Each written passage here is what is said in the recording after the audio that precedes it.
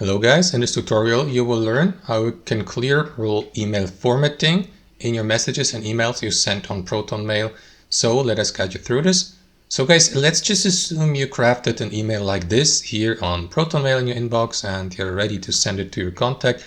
But now you notice that the given email's text contains or features, for example, mistakes, typos, or maybe formatting mistakes. You have used bold letters, italic letters, and so on and so forth. And now you'd like to get rid of that and restore the default formatting. This is how you can do it, guys. Simply, what you will need to do is click on this button in the bottom right corner, clear all formatting. So let me give an example. Let me, for instance, highlight that email text here and, I don't know, change the font size to that one here and apply bold letters, italic letters, and maybe also a different font like this one here.